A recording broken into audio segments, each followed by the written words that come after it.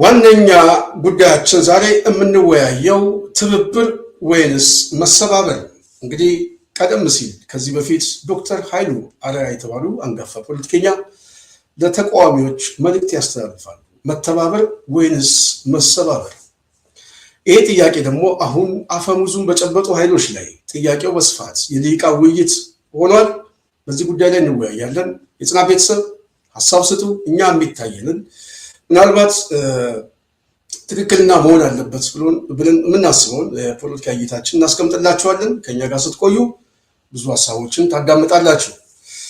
በተመሳሳይ እንግዲህ የአብይ አገዛዝ ትርምስ ውስጥ ገብቷል። ፋኖ መጣብህ፣ ተሰባሰቡ፣ ሚሊሻ ቀጥረህ ራስህን ጠብቅ እያለው ነው። ህዝቡ ግን ዘራፊ ነው በማለት በዱላ እየመለሰ ይገኛል። ይህስ ሁኔታ ወዴት ያመራል የሚለውንም ወደ እናንተ ሀሳብ አስተያየት እናመጣለን። ጽናትን ተከታተሉ፣ ሀሳብ አስተያየት ስጡ፣ ጽናትንም ደግፉ። በነገራችን ላይ ጽናትን ስታዳምጡ ሁልጊዜ ጽናትን እየደገፋችሁ ሀሳብ እየሰጣችሁ ጽናትን አበረታቱ። ጽናትን መደገፍ የምትፈልጉ ሰዎች የተቀመጠ አድራሻ አለ፣ ዩቱብ ያስቀመጠው ምርጫ አለ። ጽናትን መደገፍ የህዝብ ትግል መደገፍ እንደሆነ በደንብ ልታሰምሩበት ይገባል። የጽናት ቤተሰብ ወደ ሀሳባችንን እናምራ። የመጀመሪያው ሀሳባችን ሊሆን የሚችለው ትንሽ ሰፋ አድርገን መወያየት ያለብን ሀሳብ ነው። ይሄ ሀሳብ በዋናነት ትብብር ወይንስ መሰባበር፣ በዚህ ጉዳይ ላይ ሀሳብ ስጡበት። በስፋት በተለይ የፖለቲካው ላይ የሚቀርቡ ሰዎችን እያወያየ ይገኛል። ጉዳዩን የውይይት አጀንዳ ባይሆን ነው የሚገርበው እንጂ መወያየቱ ተገቢ ነው ብዬ አስባለሁ። ምክንያቱም የሀገሪቷን መጻኢ ዕድል የሚወስንበት ስለሆነ ማለት ነው። በቀጣይ ኦህዴድ ያበቃለት ጉዳይ ይመስለኛል። አብይ አህመድ ከዚህ በኋላ ቀን ነው የምንቆጥረው።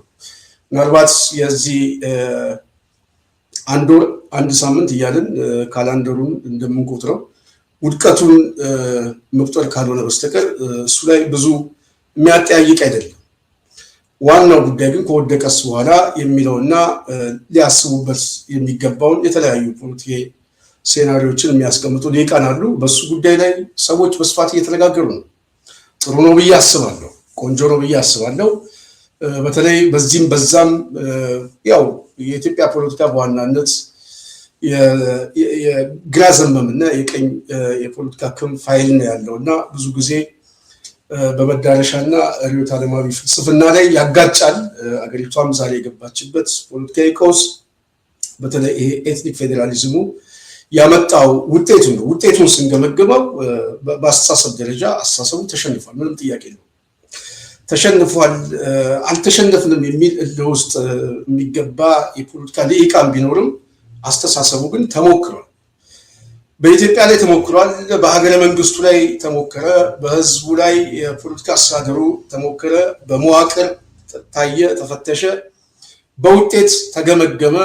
ውጤቱና ሪፖርቱን ስናየው በአጠቃላይ ቀውስና ሬሳ መቁጠር ሆኗል ማለት ነው። ዛሬ በአጠቃላይ በኢትዮጵያ ውስጥ ያለው የፖለቲካ አስተዳደር የፈጠረው በተለይ ይሄ የጎሳ ፌዴራሊዝም መጨረሻው ምንድን ነው የሚለው ምናልባት የመጨረሻው ምልክት የሚሆነው አሁን ቅርብ ጊዜ አርሲ ላይ የተፈጸመው እሱ የመጨረሻው ማለት ነው። ስለዚህ ይሄ ጉዳይ በሀገሪቷ ላይ ያመጣባት ቀውስ በአጠቃላይ ተገነባብቶ በችግር ደረጃ ከገመገም ነው ምናልባት አህዳዊነት ተብሎ የተፈረጀው ከህዝቡ አልፎ ወደ አምልኳዊ ስርዓት ውስጥ ገብቷል።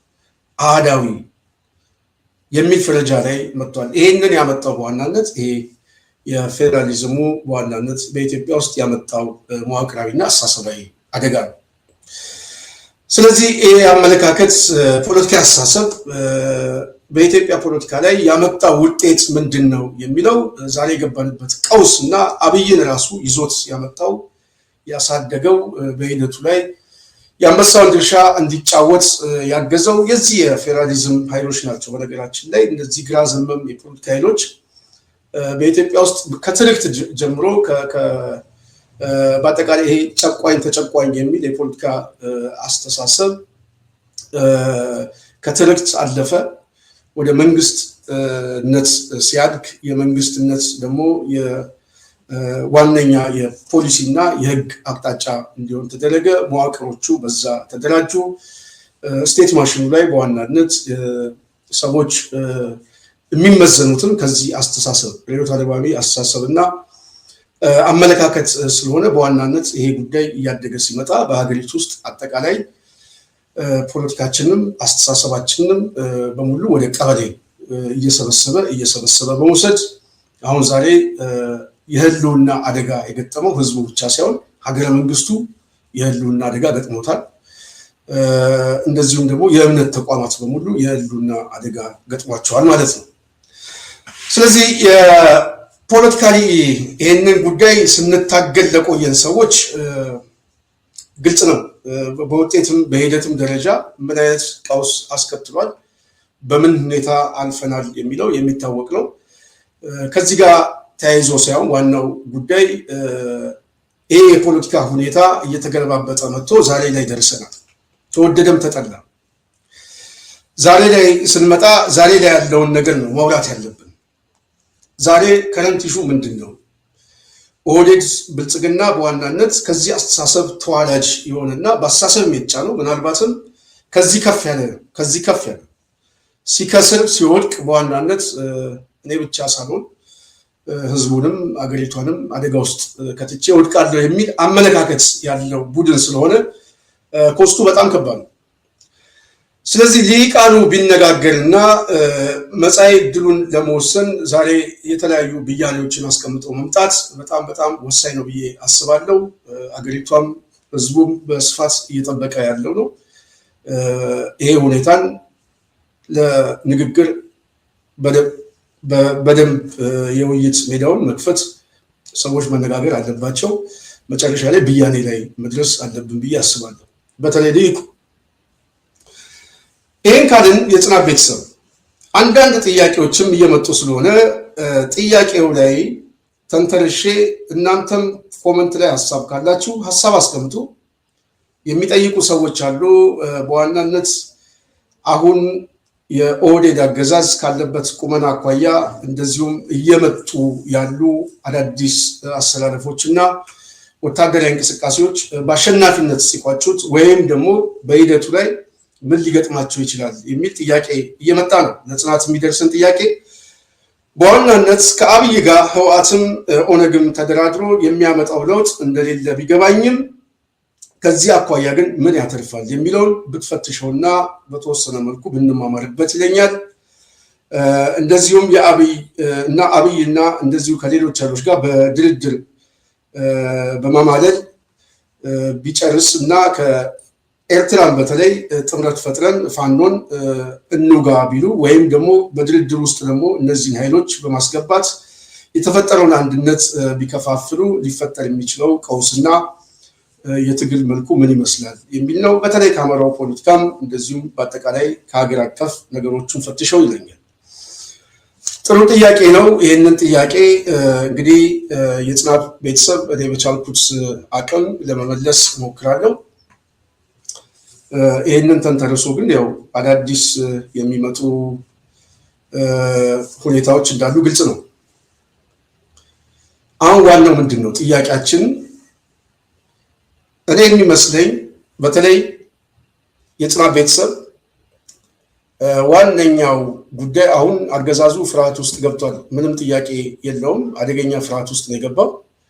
ይሄ ፍርሃት ከመመጣ ምናምን ብሎ ለሚያነብ ሰው ግልጽ ነው።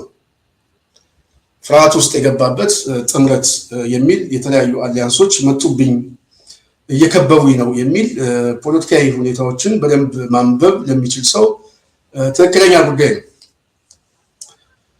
አሁን የኢትዮጵያ ፖለቲካ በተለይ በአብይ አገዛዝ ባለፉት 8 ዓመታት የህልውና አደጋ ያላደረሰበት የለም። ምናልባት ከዚህ ከቆሙለት የፖለቲካ አስተሳሰብ በላይ እንጥፋ ወይንስ ይጥፋ የሚል አመለካከቱ ነው። እንደ ህዝብ እንደ ማህበረሰብ ከፍተኛ የሆነ ቀውስ የሚፈጥር አገዛዝ ነው። ይህ አገዛዝ ጦረኛ የሆነ ባህሪያቶቹና በቀውስ መኖር ብቸኛ የፖለቲካ የስልጣን ማስረዘሚያ አድርጎ ነው የሚጠቀመው። በኢትዮጵያ ውስጥ ያለውን ችግር ማባባስ የሚፈልገው ለስልጣኑ ዋነኛ ኢንስትሩመንት ስለሆነ ነው። ብዙ ሰው አሁን እየተገነዘበው የመጣ ይመስለኛል። ስለዚህ አብይ አህመድ ካለ ጦርነት መኖር አይችልም፣ ያለ ቀውስ መኖር አይችልም፣ አንድ ቀን ማደር አይችልም። በነገራችን ላይ የኢትዮጵያን ህዝብ ሊገዛበት የሚችል ምናልባት አሁን በኢትዮጵያ ውስጥ ሳንቲም ጠፍታለች። እቺ 5 ሳንቲ አሁን እየጠፋች መጣለች። እንዴ እቺ 5 ሳንቲ የሷን ያህል ግምት መውሰድ ይቻላል። አሳምኖ ሰውን ቀስቅሶ ፖለቲካ ሰርቶ በዛ ደረጃ ምናልባት ኢትዮጵያን ለመምራት ብቁ የሆነ የፖለቲካ ስብዕና አለው ብዬ አላስብም። ይህ ሰው በዋናነት ከአቅሙም አኳያና ከሚያስባቸው እሳቤ አኳያ በኢትዮጵያ ውስጥ የእሱ ሀሳብ ተሻጋሪ የሆነ ሀሳብ እንዲሆንና አንድ የፖለቲካ ማህበረሰብ ለመፍጠር ይፈልጋል። እሱም በዲሞክራሲያዊ መንገድ እንኳን ማድረግ አይፈልግም። አሁን ትልቁ ችግር ማሰቡ አይደለም። ማንም ሰው ሊያስብ ይችላል፣ መብቱ ነው። እሱ አይደለም ጥያቄው። ያሰበውን እሳቤ ግን በውድድርና በህዝባዊ ብያኔ የፖለቲካ ስልጣን ላይ ለማምጣት ወይም የመንግስት ፖሊሲ የፓርቲው ፍልስፍና አድርጎ ለመቀበል የግድ ህዝባዊ የሆነ ቅብሉነት ያለው ምርጫ ያስፈልጋል። ብያኔ ሊሰጥበት ይገባል። በዛ ደረጃ ግለሰቡ ፍቃደኛ የሆነ አይደለም። ስለዚህ ፍላጎቶች አሉት። እነዚህ ፍላጎቶች ከራሱ ጥቅምና ቆሜለታለሁ ከሚል ፍላጎት የመጣ ይሄ ፖለቲካ አስተሳሰብ ደግሞ በዋናነት ገፊ የሆነ የፖለቲካ አስተሳሰብ ጥቂት መደቦችን የሚሰበስብና ብዙሃኑን ህዝብ እየገፋው ከጨዋታው በማስወጣት ብዙሃኑን መቀነስ፣ በራብ ይቀንሳል፣ በጦርነት ይቀንሳል ወዘተ። ስለዚህ ይሄ ፖለቲካ ፍልስፍና አብዛኛው ብዙሃኑ ህዝብ አይቀበለውም። ካልተቀበለው ለማስፈጸም አይችልም። ስለዚህ ይሄንን ለማስፈጸም የግድ ስልጣን ይፈልጋል። ስልጣን ላይ ደግሞ ካለ ደግሞ ይሄን ለማስፈጸም ህዝቡን የግድ በኃይል ከምርጫ ውጪ በኃይል የግድ መቆጣጠር አለበት ማለት ነው። ስለዚህ አብይ ከዚህ የተነሳ ፍላጎቱ በኢትዮጵያ ውስጥ ባለፉት 8 ዓመታት ቀውስ ፈጠረ። ፍላጎቶችን ለማስፈጸም አንድ ማህበረሰብ መጥፋት አለበት ብሎ የሚያስብ እሱ በቅዠት ዓለም የጻፈውን የተረት መጽሐፍ እንበለው ያሳሰብ ፖለቲካ ያሳሰብ እንበለው እሱ እንደው ዝም ብለን በኮቴሽን እናስቀምጠውና እኔ ስለማይገባኝ ነው። ሁሉንም አንብቤዋለሁ። መጽሐፉን ግን አይገባም። የገባው ሰው ካለ መጻፍ ይችላል። እዚህ ላይ የጽናት ቤተሰብ ዋነኛው የፖለቲካ አመለካከቱን ለመጫን ይህንን ወደ ኃይል ነው የሚገባው። በኃይል አስፈጽመዋለሁ ነው የሚለው። ስለዚህ በኃይል አስፈጽመዋለሁ ሲል አንቲ የሆነ የማህበረሰብ ክፍል አለ ብሎ ደግሞ ያስባል። እሱ በጠላትነት ካታጎሪ ውስጥ ያስቀመጠው እሱን ማጥፋት አለብኝ ነው፣ ማሳመን አለብኝ። ከዲሞክራሲ አስተሳሰብ አይመጣም፣ ከኃይል ነው የሚመጣው። ስለዚህ ሀሳቡን ለመሸጥ ኃይል እንደ አንድ ብቸኛ አማራጭ አድርጎ የሚጠቀም ቡድን ስለሆነ በኢትዮጵያ ውስጥ ከባድ ቀውስ አመጣ። ይሄ ቀውስ ሲያመጣ ቆሜለታለሁ የሚለው የፖለቲካ ማህበረሰብ ራሱ የቀውሱ ሰለባ ሆነ። ከዚህ በፊት ነፍጠኛ ገደለኝ፣ ምናምን ገደለኝ፣ እንደዚህ ተጨቆኩኝ ምናምን ብሎ የጭቆና ታሪክ የሚያመጣው ራሱ ኦህዴድ ምናልባትም ያ የፊውዳል ዘመኑ የሚለው የሚከሰው ያልፈጸመውን ኦህዴድ ፈጸመ። በኢትዮጵያ ውስጥ ሚሊየንስ በ8 ዓመት አንድን ማህበረሰብ ካላጠፋው ብሎ የኢትዮጵያን ሪሶርስ በሙሉ አወደሙ። የጠቀመው ማህበረሰብ አለ ወይ ካልን የጠቀመው የለም። እንደ ማህበረሰብ እንደ አንድ የፖለቲካ ማህበረሰብ የጠቀመው ክላስ ግን አለ ከተባለ አዎ ክላሶች አሉ፣ መደቦች አሉ። እነዚህ ጥቂት መደቦች የብልጽግና መደቦች ናቸው። እነዚህ ኃይሎች በዋናነት ፖለቲካሊ የማህበረሰቡን ለመግዛት ኦሮሞኛ ሊናገር ይችላል፣ ምንም ሊያወራ ይችላል። ዋነኛው ግን ጥቂት መደብ የተሰባሰበ በዋናነት የኢትዮጵያን ፖለቲካ በመያዝ ሪሶርሱን የሚካፈልና ስልጣኑን ለማስጠበቅ ወታደራዊ እርምጃ አንድ የፖለቲካ መሳሪያ አድርጎ የሚጠቀም። ስለዚህ ይሄ ቡድን ምን እየፈጠረ ነው? ቀውስ እየፈጠረ ነው። በኢትዮጵያ ውስጥ ቀውስ ያልፈጠረበት አካባቢ ነው። ይሄ ቀውስ እና ከቆመለት ፖለቲካዊ አስተሳሰብ አኳያ በአስተሳሰብ የፖለቲካ ቀውስ እየፈጠረ ነው። ፖለቲካሊ የሚፈጥረው ቀውስ ደግሞ ወዴት እያመረተ እየወሰደው ነው? ወደ ትጥቅ ትግል። ወደ ምርጫ አይወስደው። አሁን ሰሞኑን ምናልባት ዛሬ ምርጫ ቦርድ ውጤት እየገለጸ ይመስለኛል እና ውጤቱን የሚገልጽበት ፖለቲካዊ ድራማው እሱ ራሱ የጦርነት መልክ። ምክንያቱም ምርጫ ቦርድ እኮ ያስፈልግ። ሴትዮዋም ትናገራለች፣ ኦዲት ኮሚቴ አቋቁመን አጣሪ ኮሚሽን መጥቶ 129 ቅሬታ ቀርቦ ምናምን። እሱ እኮ ይሄ ቢሮክራሲ በዋናነት የሚፈለገው ፕሮሰሱ ሂደቱ በምርጫ የመጣ መንግስት ለማድረግ ነው እንጂ አብይ አህመድ ምርጫ የሚባል በቲዮሪ ደረጃ አይቀበልም። የሚፈልገው ግን ምርጫ አለ የሚል ስለሚያስፈልገው ወይዘሮ ሜላት የተባለች ካድሬ አንድ ተቋም ላይ ያስቀምጣል። ፖሊስ ኮሚሽን የሚለው አንድ ቦታ ላይ ያስቀምጣል። መከላከያ ሰራዊት የሚለው ብርሃኑ ጁላ የሆነ ቦታ ላይ ያስቀምጠዋል። በአፈጻጸማቸው ግን የሚጠብቁት ስርዓቱ ነው፣ አገዛዙ እሱን ነው የሚጠብቁት። ሁሉም የየራሱ ግብና ተልዕኮ አለው። ያንን ያስፈጽማል። ከምን ጥቅም? ከህዝብ ጥቅም አይደለም፣ ከግለሰቡ አስተሳሰብ ጥቅም፣ ከስልጣን ጥቅም። ስለዚህ ህዝብ የሚባለው ተቋም የሚባለው ለአብይ ተራ ጉዳይ ነው ማለት ነው። የኦሮሞ ህዝብ ስትለው ለአብይ ተራ ጉዳይ ነው፣ ከስልጣኑ አይበልጥም። ስለዚህ ሊገል ሲፈልግ ኦሮምኛ ይናገራል፣ ወለጋም ሄዶ ይገላል፣ ኦሮሞንም ይገለዋል።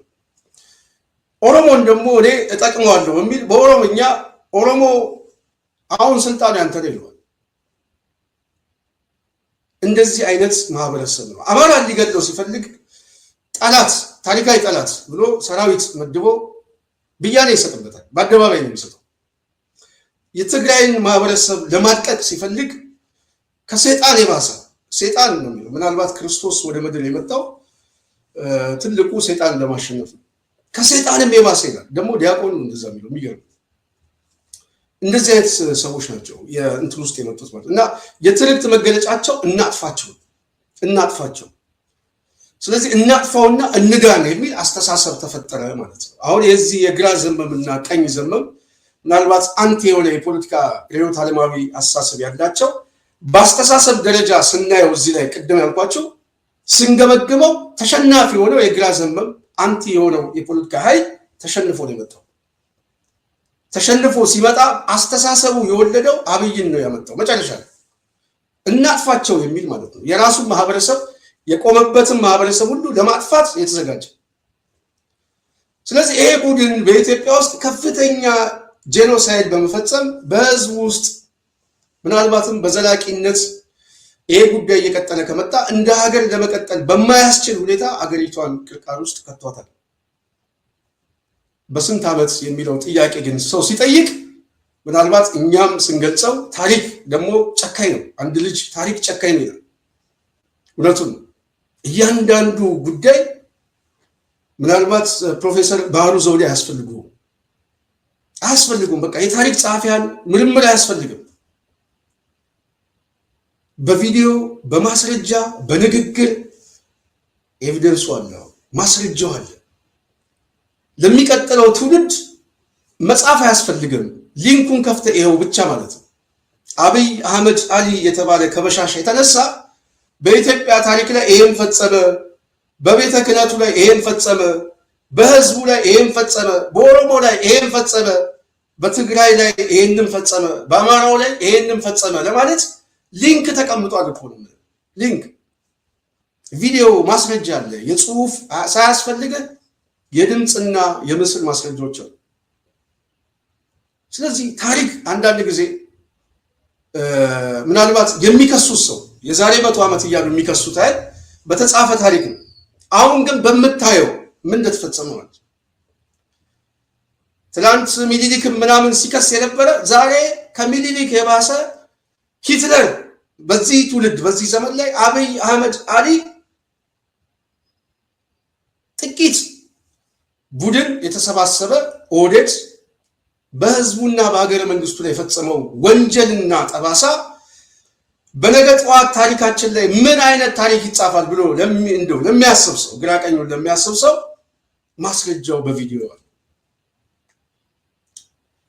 ስለዚህ እነዚህን አስተሳሰቦች በሙሉ ቅድም በመነሻ ያልኳቸው ይሄ በኢትዮጵያ ላይ የጭቆና ታሪክና ጨቋኝ ተጨቋኝ የሚል ትርክት የመጨረሻ ተንከባሎ የመጣው ሂትለር የሆነ ቋንቋውን ኦሮሞኛ እየተናገረ እኔ የኦሮሞ መንግስት ነኝ የሚል ብያን የሚሰጥ ተቃዋሚውና የሚጨፈጨፈው ኃይል ግን አይደለም እያለ ለህዝቡ የሚከላከልለት አሰላለፍ ተፈጠረ ማለት ነው። ይሄ ነው አሰላለፍ፣ ይሄ ነው አመለካከት ተፈጠረ። እጠቅመዋለሁ በቋንቋ ተደራጅቼ ያለው እንደው ለዚህ ጥሩ ምሳሌያችን ምን መሰላቸው? ቤተ ክህነት ውስጥ ተገፍተናል ያሉ ካህናት የትርክት መገለጫ ያመጡት ምንድን ነው? በቋንቋችን መቀደስ በቋንቋችን ምናምን ብሎ የዚህ አሩሲ ነው ምንድነው ስሙ የወሊሶ ጉባኤ ያደረጉ ሽፍቶች በተዘዋዋሪ ቤተ ክህነት ውስጥ ገብተው ካባ ለብሰው መጡ። ካባ ለብሰው ስልጣን ባቋራጭ ሲይዙ ከኋላቸው ፑሽ የሚያደርጋቸው ኃይል አለ። እንግዲህ ሻሸመኔ ላይ የሞቱትን ሰዎች አስቡ። የነሱን ደም ረግጠው ነው የገቡት። እነዚህ ሰዎች መንፈሳዊ አባት ናቸው ብለው ነው የሚመድባቸው። ያገዛዙ ዋነኛ ያመለካከት አንድነት ግን እንዳላቸው የምታዩት በቋንቋችን መቀደስ አለብን፣ ተበደልን፣ ተገፋን የሚለው ኃይል አርሲ ላይ ራሱ ኦሮሞ ሞቶ ዝም አሉት፣ ገፉት። ተጨፍጭፎ በሃይማኖቱ የሚጨፈጨፈው ገፋው። ስለዚህ ይሄ ቡድን ምን ነበር ሲፈልግ የነበረው ስንል ኦህዴድን አንድ የፖለቲካ ማህበረሰቡንም እዛ ያለው የፖለቲካ ሊቁንም ማየት ስለሚያስፈልግ ቋንቋውን የሚጠቀምበት ሊዘርፈው ስለሚፈልግ ነው እንጂ ጥቅሙ ስልጣን ነው። ሆድን ጥቅሙ ስልጣን ብቻ። ስልጣኑ ላይ አደጋ እስከሆነ ድረስ የትኛውንም ህዝብ ይጨፈጭፋል። ስለዚህ ተደራጅቶ የመጣው ኃይል በውጤት አልጠቀመው። መጀመሪያም ተደራጅቶ ስርዓተ መንግስቱ ላይ ይህንን አስተሳሰብ የተከለው ኃይል ህወሓትን ብናየው የመጨረሻው ውጤቱ አብይ አህመድ አሊ የሚባለው ራሱ ያሳደገውን ጅብ ነው ያመጣው። ህዝቡ ላይ ሊፈጽም የሚፈልገው የጥፋት ተልዕኮ ዛሬ ይህንን ሰው አይቶ መገምገም ይቻላል። በሂደቱ ስናየው፣ በአስተዳደጉ ስናየው የስርዓቱ ብልሹነት፣ ያሳሰቡ ብልሹነት የሚያሳይ ውጤቱ ሲገመገም ውድቀቱ፣ ውጤቱ ሲገመገም ለሁሉም ህዝብ የህልውና አደጋ ሆነ እያጠፋ ያለ። አማራው ግን ከዚህ የተለየ ነው። የአማራው የፖለቲካ ኃይል ከዚህ የተለየ ነው። ይሄ ጥሩ ምሳሌያችን የሚያደርገው ምንድነው? ከዚህም በፊት ይሄንን አስተሳሰብ በቀላል የማይባል ሊቃን ሲታገለው ነበረ። ለምን? ውጤቱን አይቶት። በነገራችን ላይ ይሄ ትክክለኛ ብያኔ የታሪክ ፍርድ ያስፈልገዋል ብዬ አስባለሁ።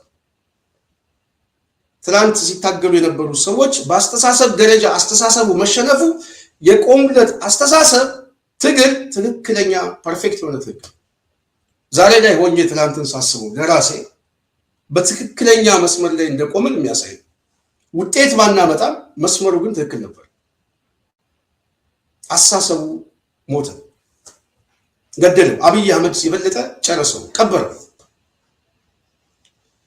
አሁን እከሌ ገፋኝ እከሌ መጣ እንደዚህ ምናምን የፊውዳል ታሪክ ምናምን የምታመጣበት ታሪክ የለም። ከአብይ ነው የሚጀምረው ታሪክ ሲጀምር። ስለዚህ ይሄ ሁኔታ ባለበት ሰዓት ከፖለቲካ አስተሳሰብ በላይ ከንድፈ ሐሳብ ትንተና በላይ የጽናት ቤተሰብ ምን እየመጣ ነው? የሰርቫይቫል ጉዳይ መጣ። የህልውናችን አደጋ መጣ። ስለዚህ በህልውና አደጋችን ላይ ሊያሰባስብ የሚችል ትርክት መፍጠር የግድ አስፈላጊ ሆነ ማለት ነው።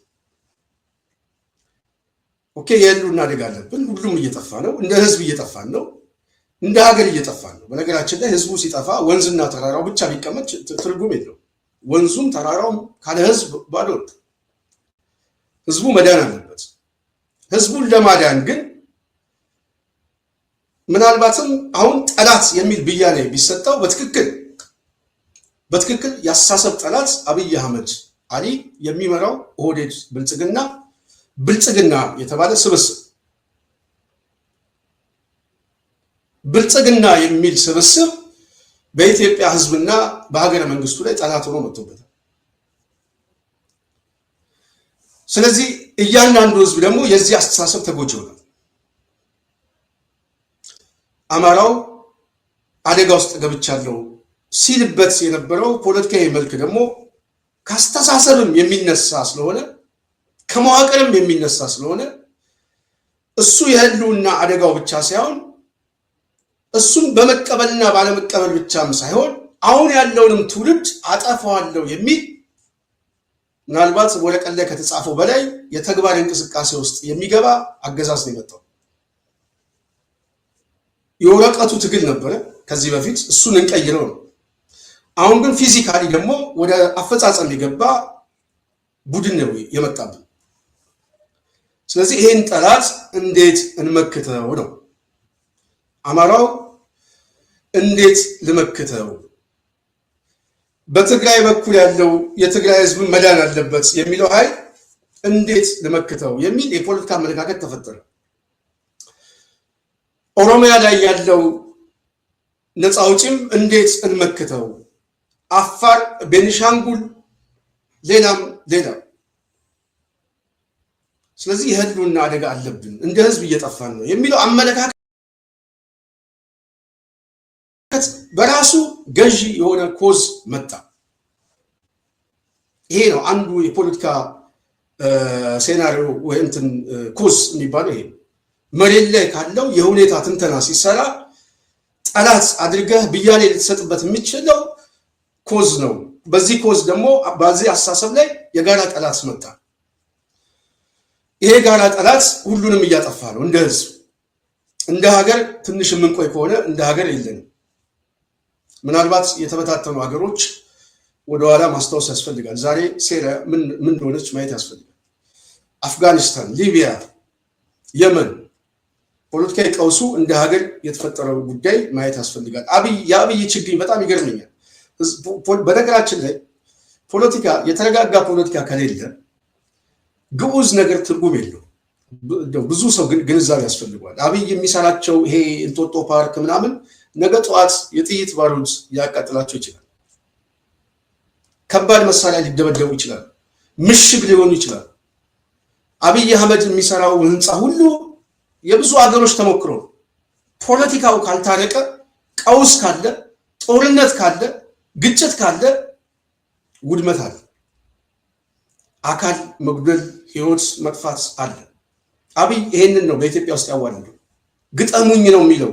አሁን እኮ በኢትዮጵያ ውስጥ ያለውን ፖለቲካ ኃይሎች ብቻ አይደለም ደግሞ ይህ ሰውዬ እብደቱ፣ በቀጠና ውስጥ ያሉ አክተሮች ራሳቸው፣ በቀጠናው ላይ ያሉ ስቴቶችን ሁሉ እኔ የእናንተም የጎበዝ አለቃ ነኝ የሚል እብሪት ውስጥ ገብቶ ከሁሉም ጋር ተነካክሶ ይዋጣልን የሚል አመለካከት ውስጥ ያለው ቡድን ነው። ከሁሉም ጋር የተጣላ ቡድን፣ በውስጥ በኩል የፖለቲካ ኃይሎችን የሚጣላ ግጭቱን በኃይል እፈታዋለሁ ብሎ የሚያስብ፣ ቀጠናው ላይ ያሉ ኃይሎችንም በተመሳሳይ የሰው ሀገር ገብቶ ማፍረስ እንደ አንድ ትልቅ የግብ ስልት አድርጎ ሱዳን ለምሳሌ የእርስ በርስ ጦርነት በዋናነት የሚያቀጣጥልበት፣ ቤኒሻንጉል ላይ ከዚህ በፊት ሬውተርስም ያጋለጠው ማየት ያስፈልጋል።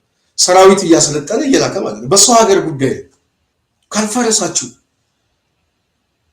ይህንን የሚፈጽመው ተላላኪ ሆኖ ለሶስተኛ ወገን ገንዘብና ተተኳሽ የሚሰጣቸው ሞግዚት ሆኖ የራሱን ህዝብ በተራ የሚወጋ ቡድን ነው።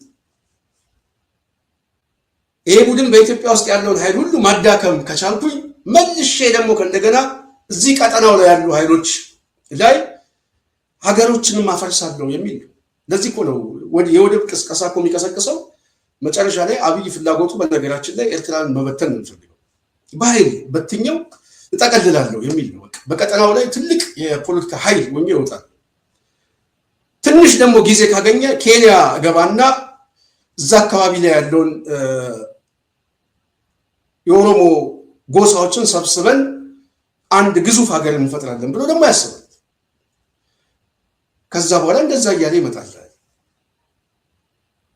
ይሄ ቡድን አደጋ ነው። አሁን በኢትዮጵያ ውስጥ ብቻ ሳይሆን ቀጠናው ላይ ላሉ ሀገሮች ራሱ አደጋ እየሆነ እየመጣ ነው። ይሄ ሰው እስካለ ድረስ ቀውስ አለ፣ ጦርነት አለ፣ የእርስ በርስ ግጭት አለ። አስተሳሰቡን ደግሞ በምርጫና በህዝባዊ ብያኔ መፍታት የሚፈልግ አይደለም። ብዙ ሰው ሰላም ይምጣ ይላል። ሰላም የአንድ ወገን ጥያቄ አይደለም። ሰላምን ሊያመጣ የሚችለው የመንግስት አክተር የሆነው ቡድን ነው። ኳሱ ያለው እሱ ጋር ነው። ህግ አውጪው፣ ህግ አስፈጻሚ እሱ፣ ህግ ተርጓሚው እሱ። ስለዚህ መንግስት የሚል መዶሻ የያዘ ኃይልና አንድ የተቃዋሚ ኃይል ወይ ለነጻነት የሚታገል ኃይል ሰላም ሊያመጣ አይችልም፣ ብቻውን ሊያመጣ አይችልም። አብይ አህመድ ስለ ሰላም ሲናገር ጠላት የመቀነስ ጉዳይ ነው። አንዱን ቀንሼ አንዱን ልብለው፣ አንዱን ቀንሼ አንዱን ልብለው የሚል አመለካከት ነው። ከተባበሩብኝ አልችልም ብሎ ስለሚያስብ ቅርብ ጊዜ የለጠፈው ኢቲቪ ላይ የተለጠፈው ማየት ያስፈልጋል። የ2 ዓመት የጽናት ቤተሰብ እዚሁ ላይ ፎቶም ብናሳያቸው 2 ዓመት ከመዋጋት 20 ዓመት መነጋገር የተሻለ ነው ያለው አብይ አህመድ የምናስታውሰው ነው። ከዛ በኋላ ምን እንደፈጸመ ከዛ በኋላ ምን ፈጸመ የጽናት ቤተሰብ አብይ ከዛ በኋላ የፈጸመው ማንም ሰው ያውቃል። ይሄንን የተናገረው መች ነው? አስቡ። ይሄ መስለኛል ምናልባት ካልተሳሳትኩኝ ይሄንን የተናገረው መች ነው? ይሄ ነው 2 ዓመት ከመዋጋት 20 ዓመት መዋየት ይሻላል። ይሄንን የተናገረው ሚያዚያ ላይ ነው። አስቡት። ከሚያዚያ ነው መጋቢት። ይሄን እንግዲህ ከህወሓት ጦርነት በኋላ የፕሪቶሪያ ስምምነት ብሎ ከሄደ በኋላ ይሄንን ተናገረ። አስቡ 2015 ይሄንን የተናገረው አብይ አህመድ የሰላም ጉዳይ ብሎ ሰርተፊኬት ሲሰጥ ምናምን እንኳን ደስ አላችሁ ወደ ሰላም ተመለስን ያለ ቡድን ዋነኛ ሞቶ ምንድን ነው? ከጦርነት ነው የሚለው። ከጦርነት ሰላም ይሻላል። ኦኬ ሰላም ይሻላል። ማንም ሰው ቢጠይቅ ከጦርነት ሰላም ይሻላል። እኔም ቢሆን የትኛውም ፖለቲከኛ ማንም ዜጋ እንዲሞት አይመኝም። ጦርነት ተገደበት እንጂ ፈልገህ የምትገባበት አይደል። ሁለቱም ወገን ሰው ነው የሚበሉት፣ ሁለቱም ወገን። ይሄንን ግን ማስታረቅ የሚችለው ስልጣን ላይ ያለው ኃይል ብቻ ስለሆነ ይሄ ቡድን ሰላም ይሻለኛል 2 ዓመት እስከምዋጋ 20 ዓመት ቁጭ ብዬ ብነጋገር ይሻላል ያለው። ልብ በሉ። የመጀመሪያው የፖለቲካ የፕሮፓጋንዳ ዲስኮርሱ ይሄን የተናገረው መጋቢት ወይ ሚያዝያ እስከ ሐምሌ ድረስ ባለፈው ገልጬዋለሁ። ያለችውን ጊዜ ስናይ የ3 ወር ጊዜ ነው። ሐምሌ 28 ላይ አማራ ክልል አስቸኳይ አዋጅ አውጆ ለ6 ወር የአስቸኳይ አዋጅ አውጆ ሰራዊት መድቦ ከባድ መሳሪያ አስገብቶ ህዝቡን ነው የጨፈጨፈው። አደባባይ ላይ ግን ምን ይላል? መነጋገር ይሻላል ለሰላም ሲል የሰጠው ጊዜ የ3 ወር ጊዜ ነው። ከ3 ወር በኋላ ትክክለኛ መልኩ ቦታ የመቀየር ጉዳይ ነው። ጦርነቱን ከትግራይ አውጥቶ ወደ አማራ ክልል ሲገባ የእፎይታ ጊዜ የፈለገው ይሄንን አስቁሜ ወደዚህኛው መጥቼ አጠቀዋለሁ ነው። ይሄንን ስጨርስ ደግሞ ወደ ኤርትራ ሄዳለሁ፣ እሱን ስጨርስ ደግሞ ወደ ኬንያ እመጣለሁ እያለ ምናልባት ካምፓላ እመጣለሁ ሊል ይችላል። ይሄ ሰውዬ እንደዛ ነው አመለካከቱ። ስለዚህ የጦርነት ቦታ የሚቀይር ሰው ዋነኛ ፍላጎቱ ከተባበሩብኝ ነው። ከተባበሩብኝ የሚል ጥያቄ ነው። ከተባበሩብኝ ስለማልችል በምን አዘናገዋለሁ? ሰላም ይሻለናል፣ 2 ዓመት ከመዋጋት መነጋገር ይሻላል። ተባበሩብኝ የሚል አመለካከት ሲፈጠር ብንደራደር ይሻላል ይላል። የፈለከውን ውሰድ ይላል። አይችልም፣ ያውቀዋል። ትብብር በራሱ ይጥሏል። ስለዚህ ትብብር የሚል አመለካከት በኢትዮጵያ ፖለቲካ ላይ አዲስ ናሬቲቭ ሆኖ መጥቷል። እነዚህ ትብብር የሚሉ ኃይሎች በአስተሳሰብ እና ምናልባትም እኛ ደግሞ በተራዘመ ጊዜ አስተሳሰቡን ስንታገል የነበርን ሰዎች ነው። ብዙሃኑ ለአብነት ራሴን ብጠቅስም ብዙሃኑ ቀላል የማይባል ሰው አለ በዚህ ትግል ያሳለፈ ዋጋ የከፈለ መስዋዕትነት የከፈለ የታሰረ የተንገላታ አስተሳሰቡ ላይ ነበረ ትግሉ እንጂ ህዝቡ ላይ ነበር። ዛሬ ላይ ሆናችሁ ስታዩት ህዝቡ መዳን አለበት ብለው የሚታገሉ ኃይሎች እኔን ጨምሮ መጀመሪያ አስተሳሰቡን ስንታገል የነበረን ሰዎች ነው። ህዝባዊ ውግንና ማለት ይሄ ከስርዓት ጋር ከጥቂት ቡድን ጋር ነበረ ግጭታችን። አሁን ይሄ አስተሳሰብ አብይ ከመጣ በኋላ በተግባር መሸነፉ ብቻ ሳይሆን ጠቅላይ የሆነ እንደውም አሃዳዊ ከተባለ እንደ አብይ ያለ ጨፍላቂ እና በራሱ ቁመና ላይ ለመጠቅለል የሚሄድ አሃዳዊ አገር ሰጥተው ካንተ የተሻለ ስልጣን የሚፈልግ ሀገር ሰጥተው ካንተ የተሻለ በጀቱን መውሰድ የሚፈልግ ሀገር ሰጥተው ካንተ የተሻለ ልዩ ጥቅም የሚፈልግ አንደኛ መሆን አለብኝ በህግ ይጻፍ ይሄ የኔ አንደኝነት የሚል አሳሰብ ይሄ አንደኝነት ደግሞ በዋናነት ከህዝቡ ጋር ማገናኘት ይፈልጋል እንጂ ከኪሱ ጋር ነው ዋናው ከጥቅሙ ጋር ነው ከዘረፋ ጋር ኦህዴድ የጀርባ ታሪኩም ይሄ ሌባ ነው ሆዳም ሌባ ነው አገር ሲመራ ነበር ገንዘብ ኮንቲነር ውስጥ የውሃ ሮቶ ውስጥ ሲያስቀምጥ የነበረ ወንበዴ ሌባ ነው ሀገር የመምራት እንትን የለው ስለዚህ ይሄ ቡድን አሁን በውስጥ በኩል የሚፈጥረው ፖለቲካዊ ቀውሱ ህዝቡን ተስፋ እያስቆረጠው መጣ በትጥቅ ትግል ደግሞ የሚታገሉት ኃይሎች ደግሞ የበለጠ ተጨማሪ ፖዝ እየሰጣቸው መጣ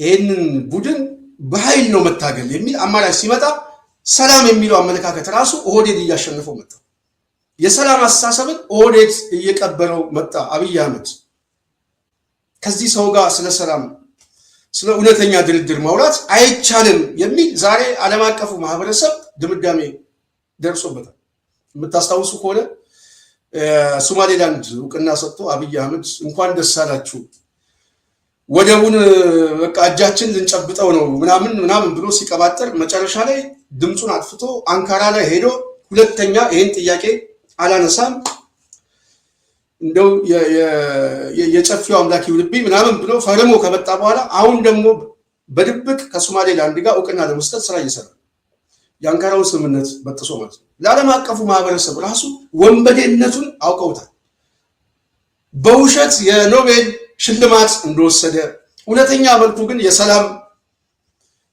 አርበኛና የሰላም መገለጫ ሳይሆን የጦርነት መገለጫ እንደሆነ ከፍተኛ የበታችነት ስሜት እንደሚሰማው ሀገር የሚመራው በእውቀት ሳይሆን በችግኝ አስተሳሰብ በአረንጓዴ ልማት በጥቃቅና አነስተኛ በምናምን እንጂ ይሄ ለወጣቱ ምናምን ነገ እኮ እንደዚህ ጥዬ የሚል አስተሳሰብ የለም እንደዚህ አይነት አስተሳሰብ እንደዚህ የሚያስብ መሪ መጀመሪያ ቀውሱን ነው የሚፈታው ፖለቲካዊ ቀውሱን መፍታት የመጀመሪያ አንድም ጥይት አይተኮስም በኢትዮጵያ ውስጥ ማንም ዜጋ አይሞትም የሚል ይሄ ነው የዜጋውን ሰላምና ደህንነት የሚጠብቅ የትኛውንም የፖለቲካ አመለካከት በኃይል ሳይሆን በምርጫና በህዝብ ብያን ይፈታል የሚል ለኔ በጣም ቤስት የሆነ ፖለቲሻልና መሪ ማለት ይሄ አንደኛ መለስ ዜናዊ ወደኋላ መለስ ብለን እንቃኝ ፖለቲካሊ አጌንስቲኛ ታግለናል ትግላችን ትክክል ነው የሚፈታበት መንገድ ግን በኃይል አይደለም 1001 ጋዜጣ መለስ መላጣ ነው ምናምን አስተሳሰቡ ምናምን የሚቃወመው ቀላል ነበር ተሳደብ ነው የሚለው መላጣ ማለት ትችላለህ መላጣ መንካት አትችልም አዲስ አበባ ላይ ቁጭ ብለን ስርዓቱን እንተቸዋለን እንጽፋለን እንታገላለን ለማሰር እንኳን ሲፈልግ ኮዝ ፈልጎ ምክንያት ፈልጎ የሆነች ንክኪ ፈልጎ ወደ እስር ቤት የሚወስድብህ ሁኔታ ይፈጥራል እንጂ እንደሆነች ዘፈን ሰማ ብሎ ያስራል ጃስ ተሰራል አዳምጣል እስር ቤት ግባ አይልህም ምክንያት እና የሆነ ንክኪ ይፈልግብሃል ወይም ደግሞ የራሱ የሆነ ድራማቲክ የሆነ መልኮችን ቀስ ብሎ አቀናብሮ ይመጣባል ሲስተማቲክ የሆነ የፖለቲካ ስርዓት ነው ያለው ስልጣኑን ለመጠቀም ያስተዳደር ዘይቤው ዋነኛ መገለጫው ሰላም ነው በሁሉም አካባቢ ዜጋውን በሰላም ወጥቶ እንዲገባ ያደርጋል አምባገነን ነው ሌላ ጉዳይ የፖለቲካ ስርዓቱ ሰው ግን በግፍ አይሞትም ሰው በእምነቱ አይገደልም ሰው በፖለቲካ አሳሰቡ አይገደልም ማለት የገደለው የለም ማለት አይደለም እንደ አብይ አህመድ ግን በየቀኑ ሬስ አይቆጥርም ስለዚህ የአስተዳደር ዘይቤው ራሱ የተለየ ነው። አይችልም የምንለው ለዚህ ነው። ስለዚህ አሁን ላይ ሆነን ስናየው ይሄ ቡድን የህልውናችን አደጋ ነው የሚል ፖለቲካዊ ስምምነት በልሂቃን ላይ ተይዟል። እኔ የትግል አመለካከቴ ነው። ይህንን በእቅድ በአስተሳሰብ ምን መስራት እንዳለብን አቅደን ነው ይህንን ቡድን የምንታገለው። እየታገልን ነው። ሰዎችን ግንዛቤ መስጠት ብቻ አይደለም፣ በመረጃም በማስረጃም ይህንን ቡድን እርቃኑን ማስቀረት አለብን የሚል ትግል 8 ዓመታችን ኦህዴድ ላይ ብያኔ ከሰጠን ቆይተናል። እሱ አይደለም። አሁን ግን ብያኔ የሚሰጡ ኃይሎች እነማን ናቸው? ብያኔ እየሰጡ ያሉ ኃይሎች በኢትዮጵያ ፖለቲካ ላይ የተገፋው ኃይልም እንደዚሁም የሚታገለው ኃይል አንድ መስመር ይዞ እየመጣ ነው። አህዳዊ ተብሎ የሚከሰሰው ፌዴራሊስት ኃይሉም ተሰባስቦ እየመጣ ነው። ተሰባስቦ መጥቶ ግን ብያኔ እየሰጠበት ነው። ፖለቲካዊ ብያኔ ብልጽግና የተባለ አብይ አህመድ ኦህዴድ ብልጽግና ፓርቲ ዋናው ሞተሩ አናቱ ኦህዴድ ስለሆነ ነው። አንዳንድ ሰዎች ኦህዴድ አትበሉ ይላሉ። ፖለቲካዊ ኦህዴድ ነው። ኦህዴድ በራሱ ህዝብ አይደለም፣ ድርጅት ነው። ፖለቲካዊ ድርጅት ነው። ሰምቻችኋለሁ።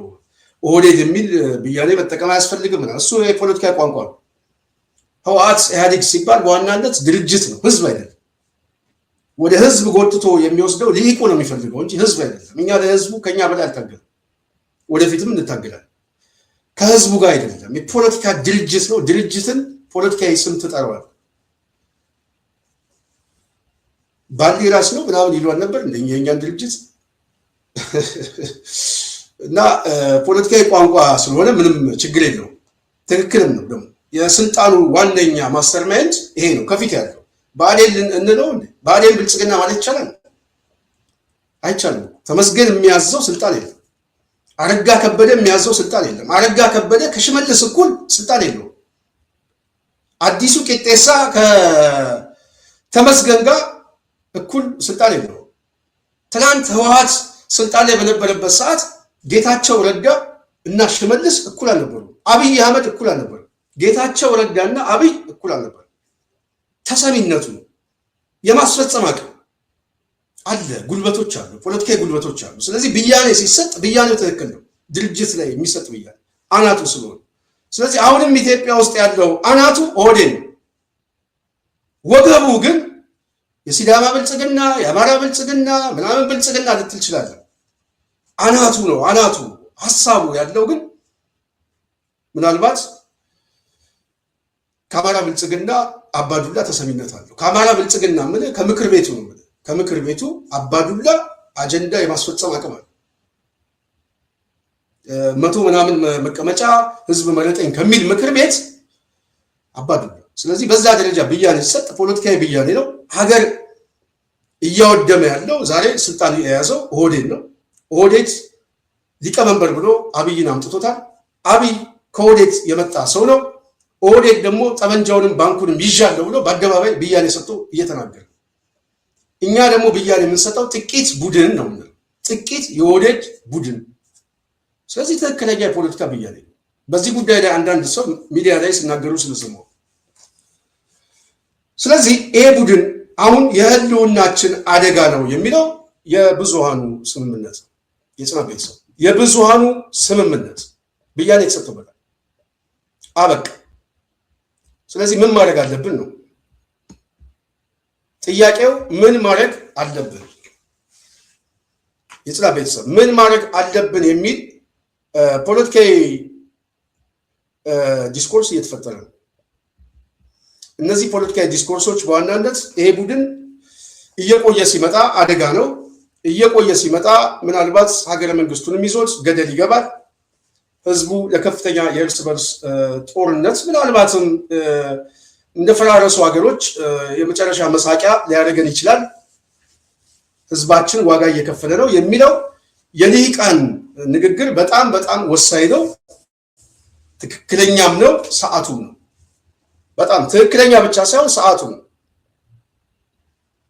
ስለዚህ ሰዓቱም ከሆነ ይህንን ቡድን እንዴት እንጣለው ነው። አንደኛ እንዴት እንጣለው የሚል ትብብር ወሳኝ እንደሆነ ከመጣንበት መንገድ ጥሩ ማሳያ።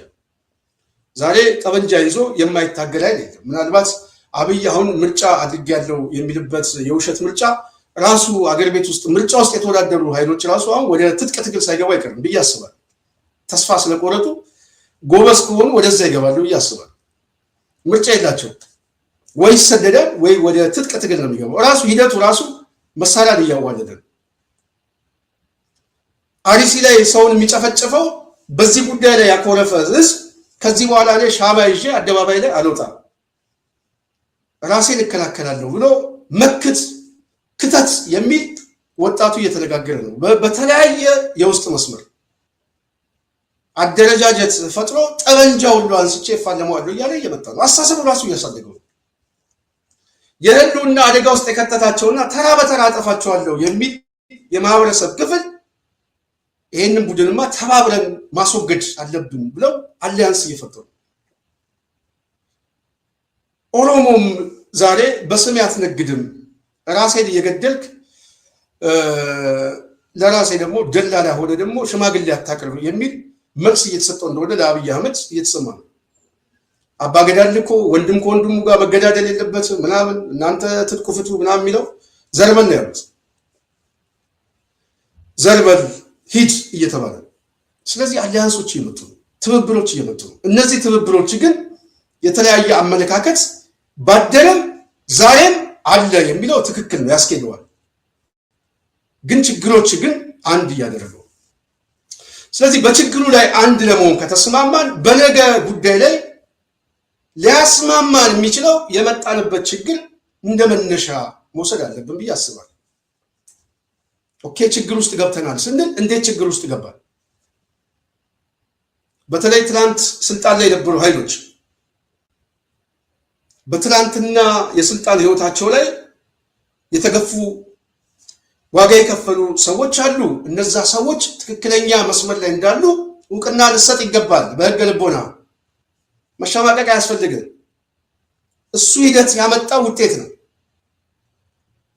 ስለዚህ የመጣንበት መስመሩ የተበላሸ ከሆነ የተበላሸ አስተዳደር አዋለድ፣ የተበላሸ አስተዳደር ደግሞ የተበላሸ መሪ አመጣን፣ ሀገሪቷን አፈረሰት።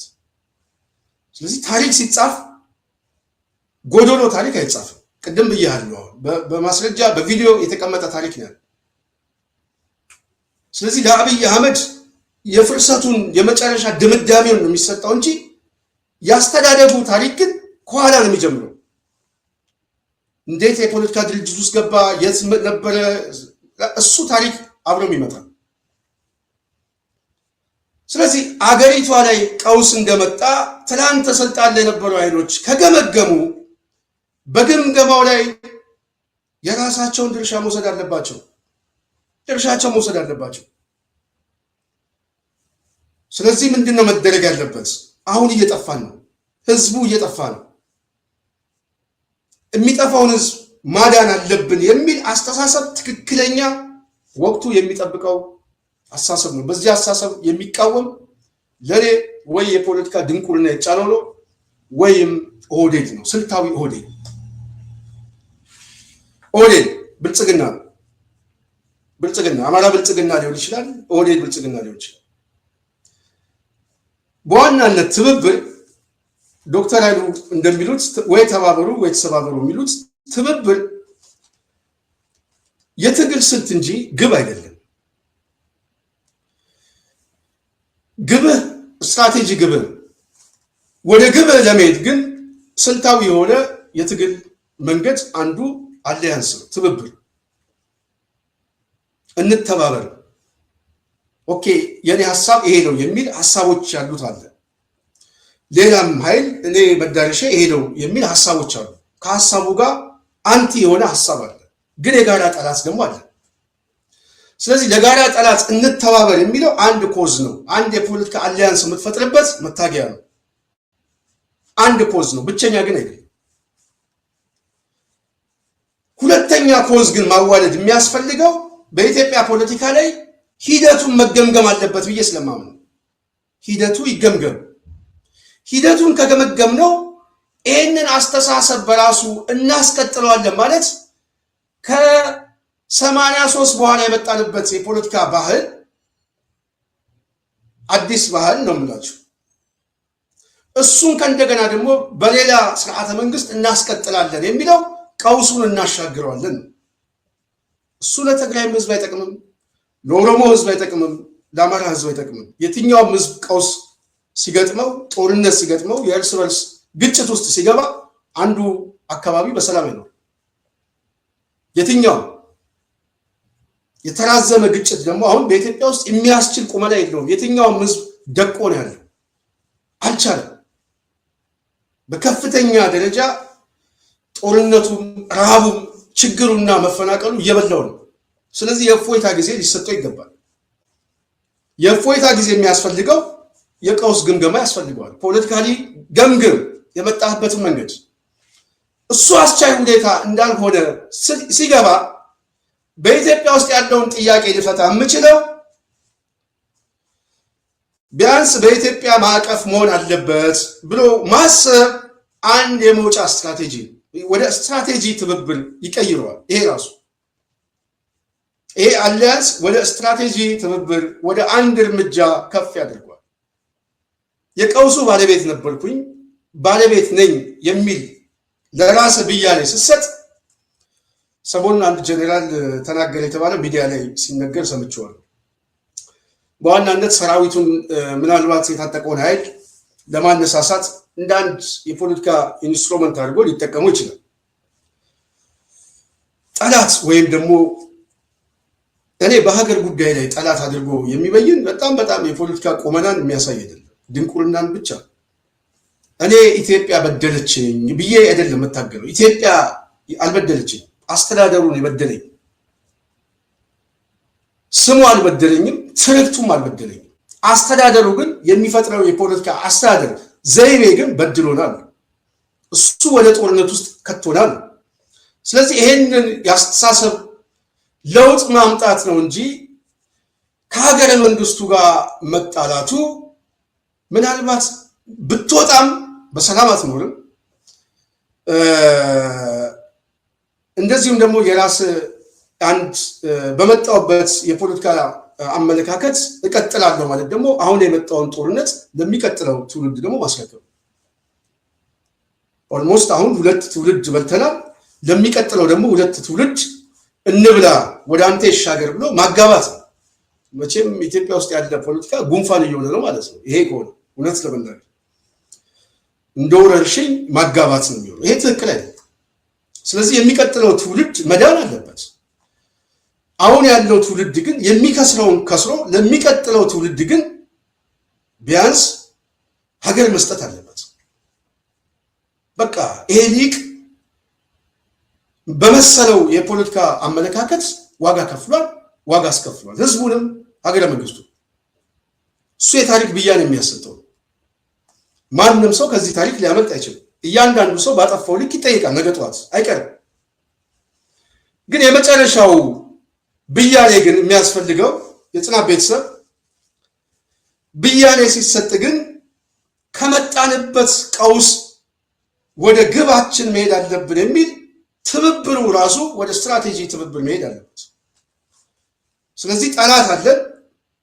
ይሄ ጠላት በዋናነት ዝም ብሎ አልመጣም። በራሱ በሂደቱ ያመጣው የራሱ የታሪክ ሂደት አለው። ይህንን ጥፋት እኛ እንወስዳለን። ይሄ ትብብር አስፈላጊ የሚሆነው ዛሬ ላይ ያለው ህዝብ ማዳን ነው። ስትራቴጂ ትብብሩ ግን የሚያስፈልገው የሚቀጥለውን ትውልድ ማዳን ነው። ፖለቲካ የሚሰራው እዚህ ላይ ይህንን ፖለቲካ ስራ የኔ ሀሳብ ነው። ምናልባት አንዳንድ ሰዎች ሀሳብ ስጡበት። ምናልባት ለጥያቄው ለጠየቀን ልጅ ትክክለኛ መልስ ከመለስኩልኝ። ስለዚህ ትብብሩ በራሱ ወሳኝ ነው። ይህንን ትብብር አለመቀበል አይቻልም፣ ያስገድዳል። ሂደቱ ራሱ ያስገድዳል። ሂደቱ በራሱ የሚያስገድደው ግን ለጠላቴ ጠላት ወዳጄ ሳይሆን ወዳጄ የሚል ዘላቂ ወዳጅ ስለሚያስፈልገንም ጭምር። የተጎዳ ማህበረሰብ አለ። አዎ ተጎድተናል፣ ብዙዎቻችን ተጎድተናል። አንዳንዱ ምናልባት ስልጣን ይዞ ቀላል ጊዜ የማይባል ጥሩ ህይወት ኖረዋል። ስልጣን ይዞ አንድ ትውልድ በላይ ጊዜ ያሳልፋል። አንድ ትውልድ ደግሞ እየተቃወመ እየታሰረ ምናምን መጨረሻ ተሰዶ የሚኖር ግማሹ ህይወት መስዋዕትነት የሚከፍል አለ። እሱም ሊታሰብ ይገባል። እሱም እኮ ያገሩ ጉዳይ ነው። ስለዚህ የሚቀጥለው ትውልድ ይዳር ሲል ከትላንትና የሚመጣ ሂሳብ ማወራረድ ውስጥ እኛም እንወጣለን ማለት ነው። አየህ፣ ሂሳብ ማወራረድ ያለብን የሚል ቁጭትና ለኝነትና ያደረ ትኬትና ደረሰኝ የቆርጦ ያስቀመጠ ሊቅ በቃኝ ልክሰር እኔው ራሴ ህመሜን ልቻለው የሚል ብያኔ ያስፈልገዋል ማለት ነው። ትክክል ነው። እሱን ማንም ይቀበላል። ይሄን እንቀበል ነው። ይሄንን እንቀበል። እኛም ያደረ ሂሳብ እናወራርድ ከማለት እንወጣለን። ያደረው ሂሳብ ደግሞ ስህተት እንደነበረ እመን ነው። እመን። እሱ ነው ፖለቲካዊ ግብ ሊሆን የሚችለው። ይህንን ስታምን አሁን ከተፈጠረው የመጥፋት አደጋ እንተባበር የሚለው ወደ ስትራቴጂ ግብ ይወስድንና ትብብሩ ራሱ ወደ ስትራቴጂ ለውጥ እናሳድገው፣ ሀገረ መንግስቱንም እናድነው ወደሚል ትመጣለህ ማለት ነው። የትግራይ ህዝብ መዳን አለበት። ትክክል ነው። በኢትዮጵያ ፖለቲካ ላይ የትግራይ ህዝብ ከሌለ አንድ ሰው ሲናገር ሰምቻለሁ። ልቡ ከሌለ አንድ ሰው ሰው አይሆንም። ስለዚህ ልቡ ከሌለ ሀገር አለ ማለት አይቻልም። ልቡም ያስፈልገናል፣ እግሩም ያስፈልገናል፣ አይኑም ያስፈልገናል፣ ጭንቅላቱም ሆዱም ያስፈልገናል። የትኛውም አካሉ ከአካሉ ላይ ከጎደለ ጋንግሪ ሆኖ ወይ ኢንፌክሽን ፈጥሮ መሞቱም አይቀር ጉዳይ የትኛውም አካል። ስለዚህ የጊዜ ጉዳይ ካልሆነ ችግሮቼን እምፈታው በተነጣይነት ነው የሚለው አስተሳሰብ ራሱ ቀውስ የሚጋብዝ ነው። አብይ አህመድ የፈጠረው አገዛዝም የህልውና የቀውስ አደጋ ነው። በነገ ጠዋት እጣ ፈንታችንና በሀገረ መንግስት ብያኔ ላይ ካልተስማማንም አደጋ ነው። ጋንግሪዎች ነን ማለት ነው። አደጋዎች እንሆናለን ማለት ነው። ላለመጥፋት እንተባበር ብለን ለሚጠፉ የነገ ጠዋት ትውልዶች ደግሞ ሸክም መስጠት ነው። ፍርሰትን ማዋለድ ነው የሚሆነው። አደጋ መስጠት ነው። እሳት ነው የምንወስደው ወደዛ። ስለዚህ ስትራቴጂ የሆነ ትብብር መሆን አለበት። ካለበት በነገ ብያኔና መጻኢ ዕድል ላይ መወሰን ያስፈልጋል። ፖለቲካዊ ውሳኔ ነው፣ የታሪክ ውሳኔ አይደለም። የታሪክ ውሳኔ የታሪክ ጸሐፍት አሉ። ነገ ጠዋት እሱ ቅድም ብያለሁ፣ ታሪክ አሁን ጨካኝ ነው ብሏል አንድ ልጅ። ትክክል ነው፣ በጣም ጨካኝ ነው። ቪዲዮ አለ፣ ማስረጃ አለ። እከሌ ምን ተናገረ፣ ምን ፈጸመ፣ ምን ፈረመ፣ አብይ አህመድ ወላይ ምናምን ብሎ ማንን ሸጠ፣ የትኛውን ግድብ ሸጠ የሚለው ታሪክ አለ፣ ይጽፈዋል። ትላንት የነበረው አስተዳደር ምን ፈጸመ የሚለው ታሪክ አለ፣ ተጽፎ የተቀመጠ እሱ ይጽፈዋል። ዛሬ ላይ ግን ፖለቲካዊ ብያኔ ያስፈልገዋል፣ ውሳኔ ያስፈልገዋል። የትኛውም የፖለቲካ ኃይል ከአንድነቱ ወጥቼ እፈተዋለሁ የሚለው አመለካከት ቀውስ ነው የሚያመጣው፣ ዘላቂ ሰላም ያመጣው። በተመሳሳይ በነገ ስትራቴጂ ግባችን ላይ ደግሞ ልንስማማ የምንችለው አንድ ነጥብ እንኳን ያስፈልገናል የሚል የሊቃን ስምምነት ሊፈጠር ይችላል። ትክክል ነው፣ ትክክል ነው። በምን እንስማማ? ኦኬ እሺ፣ በአንድነቱ ላይ ከተስማማን ከዛስ በኋላ በምን እንስማማ? በምን እንስማማ? እሱ ጥያቄ ይመጣል። የጽናት ቤተሰብ እሱ ጥያቄ ሲመጣ ነገ ጠዋት ልንስማማ የምንችለው አብይን አስወግደን ሽመልስ አህመድን ማምጣት አይደለም። ራሱ አብይ አህመድን አስወግደን ሽመልስ አህመድን ማምጣት አይደለም። በአስተሳሰብ ግለሰቡን አይደለም ብሎ አስተሳሰቡን ማምጣት አይደለም። ነገ ጠዋት የሚያስፈልገን ዘላቂ የሆነ ስር ነቀል የሆነ ቢያንስ በኢትዮጵያ ፖለቲካ ላይ ልንስማማበት የምንችለው የትኛውንም ሁኔታ የምንስማማበት ስርዓት እንፍጠር ነው። አለመስማማታችን በራሱ ወደ አፈሙዝ ወደ ኃይል የማይገባበት አለመስማማታችን በእውነተኛ የዲሞክራሲ ብያኔ በህዝብ ምርጫ ይሁንታ የሚፈታበት ስርዓት ተቀብለን ለዛ ራሳችን እንሰር ነው እናዘጋጅ። አየህ፣ ይህንን ስታደርግ ትብብሩ ወደ ስትራቴጂ ትብብር ያድጋል። የሀገረ መንግስቱን አንድነት በዛ ሂደት ውስጥ ጥያቄዎችን እመልሳለሁ የሚለው አመለካከት ይፈጠራል። እሱ ብቻ ሳይሆን ካደረ ቂመኝነት እና እልህኝነት ወጥተን ጥፋታችንም አምነን የሚቀጥለውን ትውልድ ደግሞ ማዳን አለብን ስትል የሚቀጥለው ትውልድ ጠበንጃ የማይማዘዝበት ሜዳ ትፈጥራለህ ማለት ነው። ይሄ ያንተን መስዋዕትነት ከንቱ ያስቀረው፣ የሌሎችንም ትግል ከንቱ ያስቀረው፣ የእኛንም ትግልና እኔን መሰል ብዙ በትግሉ ያሳለፍን ሰዎች ከንቱ ያስቀረው፣ ሌላውን በተመሳሳይ ሁሉም አሸናፊ የሚሆን ስርዓት ይፈጥርበታል። ነገን በጥሩ ብያኔ ያሳልፈዋል። ታሪክ በጥሩ ይጽፈዋል። የሚቀጥለው ትውልድ በጥሩ ይጽፈዋል፣ ያስበሃል። ከዛ ውጭ ግን ጎመን የሚተክል መሬት ይመለስልኝ፣ በዚህ በኩል እኔም ይሄን ቀበሌ ይዤ ሌላውም ይሄም ድርሻዬን ይዤ ምናምን የሚል አመለካከት በነገ የፖለቲካ ባህላችን ላይ በራሱ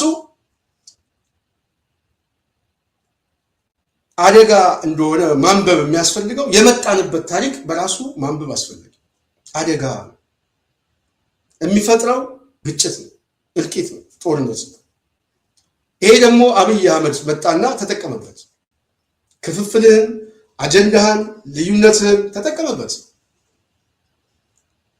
ስለዚህ በሚያጨቃጭቅህ ያደረ ጉዳይ ላይ የትኛውም አካል የፖለቲካ ልሂቁ በነገ እጣ ፈንታው ላይ ዛሬ ባለው ጨፍጨፋና የህዝብ ማለቅ ላይ ብያኔ ያስፈልገዋል፣ ፖለቲካዊ ብያኔ ያስፈልገዋል። አብይ አህመድ ሁሉንም አስማምቶታል። በኔ ግራና ቀኙንም አስማምቶታል። አንቲ የሆነ የፖለቲካ ኃይሎችን ወደ ሜዳ አምጥቶ ጠረጴዛ ላይ ያስቀምጧቸዋል። እየሞትክ ነው፣ እየገደልኩ ነው፣ ተራ በተራ እየገደልኩ ነው ነው የሚል አብይ አህመድ። ስለዚህ ተራ በተራ እንሙት፣ እንሰባበር ወይንስ እንተባበር የሚል የዶክተር ኃይሉ በጣም ቆንጆ አባባል እዚህ ላይ ይመጣል ማለት ነው። ጥያቄው እዚህ ላይ ምን ይሁን? እንተባበር ወይንስ በየተራ ይብላል ይሰልቅጠን፣ በየተራ ያድቅቀን? ነገ የትግራይ ህዝብ ጠፍቶ አሰብ ደግሞ ይገባል፣ ኤርትራን አጥፍቶ ሱዳን ይገባል፣ አማራውን አጥፍቶ ኦሮሞንም አይለቀውም። አብይ አህመድ መጨረሻ ላይ ምን ሊሆን እንደሚችል ግልጽ ነው። ስለዚህ እዳው በጣም ከባድ ስለሆነ ብያኔ ያስፈልገዋል። ብያኔው ይህንን ኃይል ጠላት የሆነ ኃይል ነው። ምናልባት የማይስማሙ ኃይሎች ተባብረን ይህንን ኃይል እንመክተው፣ እናስወግደው የሚል ፖለቲካዊ አሊያንስ መፍጠራቸው እኔ በጣም ወቅቱን የጠበቀ አርቆ ማሰብ ይመስለኛል። ትክክለኛም ጥያቄ። በዚህ ጉዳይ ላይ ገለታ ውስጥ የሚገባ ኃይል ካለ ይገርመኛል። የፖለቲካ ንባብ ማነስም ሊሆን ይችላል፣ ወይም ደግሞ ትብብር በራሱ መጥላት የብልጽግና አመለካከት ይመስላል። አብይ አህመድ ብቻ የሚፈራው በተናጥል ጥያቄው ሁለተኛው በተናጥል ከዓላማ አንድነት ወይም ካስተሳሰብ ምናልባትም ካደረ የፖለቲካ ባህል አብይ ተራ በተራ ለመብላት ሲፈልግ ለመደራደር የሚፈልጋቸው ኃይሎች አሉ። ለምሳሌ ከኦነግ ጋር ለመደራደር ጥያቄ እየጠየቀ ነው፣ መደጋገም ዞር በል ብለውታል። ከህወሓት ጋር ለመደራደር አብይ አህመድ ሰው እየላከ ነው። ከአማራ ኃይሎች ጋር አብይ አህመድ ያው ድርድር የሚባል ነገር ስሙንም ማንሳት አይፈልግም። በዛ ደረጃ አይፈልግም፣ ያው ያውቀዋል። ማለት የድርድር ጥያቄ ሳይሆን እዛ አካባቢ ያለው የስርዓት ለውጥ የሚለው እሱ ስለሚያስጨንቀው። ስለዚህ እኔ የሚመስለኝ ድርድር አብይ የሚፈልገው ትብብሩን ማፍረስ ነው እንጂ ጦርነትን ማስቆም አይደለም። ጦርነት ውስጥ ሊገባ ነው የሚተባበሩት፣ ተባብረው መጥተው ሊወጉኝ ነው። ሰሞኑን በነበረው ስብሰባ ላይ ቅዠቱ አንዱ ይሄ መጡብን ያለው። እኔ ብቻ አልወድቅም፣ አረጋ ከበደም እንደዚሁ ማን ነው የሶማሌው ሙስጠፌ አንተም ጭምር ነው የምትወድቀው ሚሊሻ አዘጋጅ ነው የሚላቸው። ስለዚህ ትብብሩ እየመጣለት ያለው ሊጥሉት ነው እንጂ ሊሞሽሩት አይደለም። የሚጥሉት ኃይሎች ተሰባስበው ሲመጡ አሊያንሱን ለመበተን የፖለቲካ የኮንስፓይረሲ ፖለቲካ ነው አብይ አንዱ ያው የሚከተለው በዋናነት የሴራ ትንተና ስለሆነ ሰጥቶ በመቀበል ማፍረስ ነው። አለመተማመን መፍጠር ነው። አለመተማመን መፍጠር የሚያስፈልገው ደግሞ ትብብሩን ማፍረስ ነው። ስለዚህ ድርድር የሚፈልጉ ኃይሎች ድርድር ያስፈልገናል ካሉ አብይ አህመድ በሩን ከፍቶ ይቀበላቸዋል። የሚጠይቁትን ጥያቄ ግን መመለስ ይችላል ወይ ብለው ግን ሲገመግሙ ግን አይችልም። ዋናው ጥያቄ እሱ መደራደር ብያኔ ሊያሰጥ ይችላል። ከአብይ ጋር ቁጭ ብለን ምናልባት ደቡብ አፍሪካም ኬንያ ላይ ናይሮቢ ላይ ሄደን እንደራደራለን ምናምን ሊል ይችላል። እሱ አይደለም ጥያቄው። ውሳኔውን ግን ማስፈጸም ይችላል ወይ? ፖለቲካዊ ውሳኔው አይችልም። አንድ እሱ። ሁለተኛ ጦርነቱን ማስቆም ይችላል ወይ? በኢትዮጵያ ፖለቲካ ውስጥ ጦርነት መዝጋት ይችላል ወይ? አይችልም። አንዱ ጋር ሲደራደር ጦርነቱ በአንዱ በኩል ይራዘማል እንጂ ጦርነቱ ይቀጥላል። ከአንዱ ጋር ሲደራደር በተመሳሳይ ከአንዱ ጋር ሲደራደር ደግሞ ለድርድሩ የሚያስችል ቅድመ ሁኔታ ልስጣችሁ እንኳን ቢል የሚያኮርፉ ኃይሎች ከሚቀበሉ ኃይሎች ጋር ይዋጋሉ፣ ከአብይ አገዛዝ ጋር ይዋጋሉ። ስለዚህ ጦርነቱ መልኩ ነው የሚሰፋው፣ ሜዳው ነው የሚሰፋው። ስለዚህ ድርድሩ በራሱ ታዲያ ውጤት ካላመጣ ለምን ይፈልገዋል ነው ጥያቄው። ጥያቄው እዚህ ላይ ነው፣ ነጥብ ወይ ነው። ይህንን ስጠይቅ ድርድሩን የሚፈልገው ትብብሩን ለማፍረስ ነው፣ አለመተማመን መፍጠር ነው። አለመተማመን ከተፈጠረ በኋላ ግን አብይ አህመድ እድል ያገኛል። የመጀመሪያ እድል የሚፈልገውን የመጀመሪያ ፌዝ ይመታል። የመጀመሪያውን ፌዝ ለምሳሌ አማራውን መጀመሪያ ሊያዳክ በቃ እዛ ያለውን ኃይል ሊጨርስ ብሎ ትብብሩን አፍርሶ አማራውን ማድቀቅ አንድ ግብ አድርጎ የሚይዘው። ሁለተኛ ግን ለማድቀቅ ወደ ህወሓት አይመጣም። ሁለተኛ የሚያደቀው እርግጠኛ ሆኜ እነግርሃለሁ፣ ኦህዴድን እኔ መልኩ ላይ ማንበብ ስለምችል ነው፣ ቀጥታ አስመራ ላይ ገባለሁ ነው የሚለው አብይ አህመድ። አስመራ ገብቼ የሚያልቀው ያልቃል ነው የሚለው። አስመራ ሄዶ ሲመለስ ግን መቀሌን ያወድመዋል። የመጨረሻ ነው የሚያደርገው ማለት ነው። የመጨረሻ የአብይ ፕላን ይሄ ነው። በነገራችን ፕላኑ ይሄ። ስለዚህ ይሄ ከገባ ይሄ ቡድን ስልጣን ላይ በቆየ ሰዓት እድል ይሰጠዋል። ለጥፋት እድል ነው የሚሰጠው። ሁለተኛ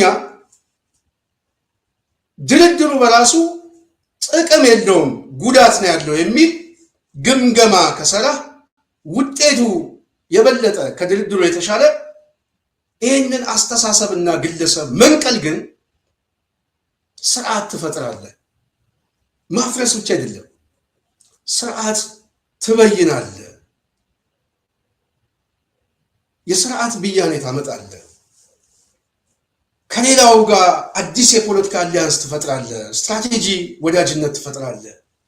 በትናንትና ጉዳይ ላይ ሌላ ታሪክ ደግሞ ትጽፋለህ። የከሰርከው ትውልድ ብቻ ሳይሆን የሚቀጥለው ትውልድ ደግሞ አገር ትሰጠዋለህ።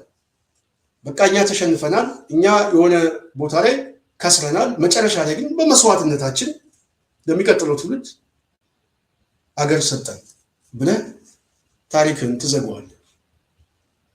ማለት የመጨረሻው ምዕራፍ ሲዘጋ ይሄ ነው የሚሆነው። የመጀመሪያው የጥፋት ንባብ ቢኖርም የመጨረሻው መዝጊያው መደምደሚያው ግን የታሪክ መጽሐፍ ለትውልዱ መጨረሻ ላይ የሰጠው አገር ነው። እሱ በጣም ትልቅ የታሪክ እድል ነው ለሁሉም ሊቅ። ስለዚህ ይሄንን ማሰብ ያስፈልጋል። የጽናት ቤተሰብ ዛሬ ዋነኛ ሰፊ ጊዜ ወስጄ በዚህ ጉዳይ ላይ ከመጣልን ጥያቄ ነው ሐሳብ ያመጣሁት። ስለዚህ ወዳጃችን የጠየቀን አብይ አህመድ ቢደራደር ምን ያመጣል የሚለው ምንም አያመጣም። ምንም ጦርነት ማስቆም አይችልም። ትንሽ ጊዜ ግን ምናልባት 2023 ድረስ ምናምን ብሎ የቃዣት የምርጫ ጊዜ ምናምን ያላት እስከዛ ድረስ የፎይታ ጊዜ ያገኛሉ ብሎ ሊያስብ ይችላል። እሱ የሚፈልገው እሱ ነው። የአጭር ጊዜ ግብ ነው። ይህንን ደግሞ ገምግመው ይህንን ሰው ምናልባት ይህንን ክረምት እንጨርሰውና ባህለ ሲመቱን በባህለ ውድቀቱ ታሪኩን እንጻፉ ለሚሉ ኃይሎች ደግሞ እድሉን ከተጠቀሙበት አዲስ ታሪክ ይጽፋል። እሱ የአሸናፊነት ታሪክ ይጻፋል፣ ጥያቄ የለውም። ከአሸናፊነት ታሪክ በኋላ ግን በነገ ጉዳይ ላይ ደግሞ ቢያንስ ብያኔ መስጠት፣ የነገውን ትውልድ ማትረፍ፣ በነገ ላይ ደግሞ አዲስ ታሪክ መጻፍ ነው ብዬ አስባለሁ። ለዚህ ነው ማሰብ አለባቸው ብዬ ማስበው። ከአማራው ጥቅም አኳያ በተለየ ጉዳይ አይደለም የምናየው። የአማራው ጉዳይ በኢትዮጵያ ሀገረ መንግስት ላይ ብቻውን ተነጣይ ሆኖ ሀገር መመስረት አይችልም። ኢትዮጵያን አማራው ብቻውን በኢትዮጵያ ፖለቲካ ላይ ምናልባት እኔው ራሱ አገሪቷን በራሴ ቅርጽ፣ በራሴ አስተሳሰብ፣ በራሴ ቁመና ብቻዬን ነው የምመራው የሚል ፖለቲካዊ ብያኔ አይሰጥም። አልሰጠም፣ አይሰጥም፣ ወደፊትም አይታሰብም። እሱ አይደለም። ስለዚህ የማይሰጥ ከሆነ ትብብሩ የሚያስፈልገው በነገ ጠዋት ሀገረ መንግስት ላይ ብያኔ ለመስጠት የሁሉም ኃይሎች ያስፈልጋል። በነገራችን ላይ ትብብር የሚባለው ምናልባት መሳሪያ ያዙት ብቻ አይደለም። ሌሎቹም ብሔረሰቦች ቢሆኑ በዚህ ትብብር ላይ ሊያስቡበት ይገባል። በነገ ጠዋት ላይ እኛም ብያኔ ይኖረናል ብለው እንዲያስቡ ይሄንን ትግል መጀመር አለባቸው። በኔ እይታ የአንበሳውን ድርሻ መጫወት አለባቸው። እነሱም ታሳቢ ሆነው በኢትዮጵያ ላይ ብያኔ ለመስጠት ይሄ አሊያንሱ ብያኔ ይሰጣል። በሂደቱ ግን የአንበሳውን ድርሻ ለመጫወት ግን የተገፋ ህዝብ አለ፣ በጣም ብዙ በየአካባቢው። ዛሬ ሲዳማ እየተቃጠለ ነው ያለው። ሶማሊያ በተመሳሳይ አብይ አህመድ እያወደመው ነው ያለው። የኔ ነው እያለ በጉራጌ አካባቢ ያለው ችግር አለ። ደቡብ እንዳለ አብይ ቆራርሶ አደጋ ውስጥ ከቶታል። ስለዚህ እዛ አካባቢ ያለው ሊቅ በዚህ የትብብር ሂደቱ ላይ በነገ ጠዋት ዕጣ ፈንታው ላይ ብያኔ ለመስጠት የሂደቱ አካል ሆኖ መውጣት አለበት። በየአካባቢው ራሱ የጎበዝ አለቃ ሆኖ መምጣት አለበት። ብልጽግና እየፈረሰ ነው። ከሚቀጥለው ኃይሎች ጋር ግን ብያኔ ለመስጠት ራሱን ቢያስብበት ጥሩ ነው ብዬ አስባለሁ። ስለዚህ የነሱ ብቻ ሳይሆን የሌሎችም ዕዳ እንደሆነ መታሰብ አለበት። አማራው ችግር ውስጥ ገብቷል የሚለው ፖለቲካዊ ትርክቶቹ ትክክለኛ ኮዝ ነው። ከችግር የሚወጣበት ግን ብቻውን ሳይሆን በትብብሩ ነው። እኔ ትብብሩ ወደ ስትራቴጂ ግን ማደግ አለበት የሚል ምልከታ ያለ ይለዛል። የአማራው ጥያቄ እንዲፈታ በነገ ጉዳያችንና ህልውናችን ላይ ረጅም ጊዜ ባታገለን ሁኔታ ላይ የግድ የፖለቲካ ብያኔ ያስፈልገናል። ይህንን የምንፈጥረው ደግሞ በአንድ ላይ ሆነን ችግሮቻችን በአንድ ማዕቀፍ ውስጥ እንፈታለን የሚል መተማመን ላይ ስንደርስ ነው። ይህንን ማሰብ አለባቸው ነው። ይህንን ለማሰብ አማራው የሚከብደው አይመስለኝም። አይከብደውም። በእርግጠኝነት እዛ አካባቢ ያለው ሊቅ አይከብደውም። አንቀበለውም ቢሉም ሌላው ኃይል ሂደቱ እና ውጤቱ ተሸናፊ ያደርገዋል። ተሸናፊ ነው የሚያደርገው። እንደውም እድል የሚሰጠው ለዚህ ለጥፋት ኃይል። ስለዚህ ችግሩን የሚገመግም ኃይል ከችግሩ የሚወጣበትን ካሰበ የሌላውን ቁስል እንደራሱ ቁስል ማየት አለበት። የመጣበትን መገምገም አለበት። ለሚቀጥለው ትውልድ ደግሞ ማሰብ አለበት። አማራውም በዛ ሂደት ማሰብ አለበት ብዬ አስባለሁ። ሊቁ ግን እዛ አካባቢ ያለው ፖለቲካሊ ሲሰራ አንዳንድ ጊዜ ማለት አልፋና ኦሜጋ ሴጣን ነው የሚል ብያኔ እኔ ፖለቲካ ጮርቄነት ይመስለኛል። ጮርቄነት ነው ገና ብዙ እንትን ይመስለኛል። ማለት አንዳንድ ብያኔ ያስፈልጋል። የትግራይ ኃይሎችን ለአብነት ብንወስድ ሻዕቢያን በጣም ከሰውታል። በጣም በከፍተኛ ውንጀላ አቅርበዋል። ከአብይ ጋር አጌኒስት መጨረሻ ላይ ግን የእፎይታ ጊዜ ፈልገው ወደ ስትራቴጂ አጥቂነት ለመሻገር ሲፈልጉ የከሰሱትን ሻዕቢያ እንደ ስልታዊ ወዳጅ አድርገው አመጡት። የሻዕቢያ ኃይልም ፖለቲካሊ ክሱን ለማስታረቅና በነገ ጠዋት ሂደቱ ላይ ያደረ ቂመኝነትና ያደረ ቁስል ለማስታረቅ ስልታዊ ወዳጅ አድርጎ ሳለው የሚፈልገውን በመስጠት ማለት ነው። ፖለቲካ ነው። በዚህ መሃል አብይ ተንጠባጠበ። የማይፈላለጉ ኃይሎች አንድ ላይ ቆሙብኝ እኮ የሚለው ለዚህ የሚጠባበቁ ኃይሎች አንድ ላይ ቆሙብኝ የሚለው ለዚህ ነው። ለቅሶ የሚመጣው ለዚህ ነው። ስለዚህ ሌላውም ሊቅ ባደረ ቁስላችን ላይ ሲጠቅመን ታክቲካል አሊያንስ ትፈጥራል። ያደረ ቁስልን ግን በወዳጅነት እንፍታው፣ በቃ በዘላቂነት እንፍታው ማለት ግን ስትራቴጂክ እዛ ላይ አንተም ማስብ፣ እዛ ላይ ሌላው የሚያስብ። የኛ ጥያቄ አንተም ተነጋገር፣ ሌላው የሚነጋገር። ዘላቂ ጠላት አያስፈልገንም። ኩታ ገጠምነ ብዙ የሚያገናኝ የታሪክ የሃይማኖት የባህል ወዘተ ትውፊቶች አሉ። ህዝቡ በጣም ያሳዝናል። ስለዚህ ከህዝቡ ጋር ነው እኛ ጥያቄያችን፣ ከህዝቡ ጋር ነው። ከህዝቡ ዘላቂ ጥቅም ጋር አኳያ ስናየው ወደ ስትራቴጂ ትብብር ማደግ አለበት። ለዛ መተማመን ያስፈልጋል። ያደረ ቁስል አለ። እሱን ግን እናስታርቀው። ፖለቲካ ብያን የሚጠይቅ ነው። የታሪክ የህሊና ፍርድ የሚጠይቅ ነው። ይሄንን አማራውም አስብ፣ እዛም አካባቢ ያለው ሌላውም ኃይል ያስብ፣ ሌላውም አገኒስት የሆነ የፖለቲካ ኃይልም ያስብ። ከዛ ውጭ ግን እኛ ይሄንን እድል ካመከነው በእርግጠኝነት አብይ አህመድ ተራ በተራ ይበላል።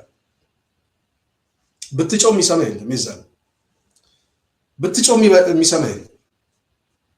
አብይ የፈለገውን ኮስት ቢከፍል ችግር የለበትም። መቀነስ ነው ያዘው፣ ሰው መቀነስ ነው ያዘው።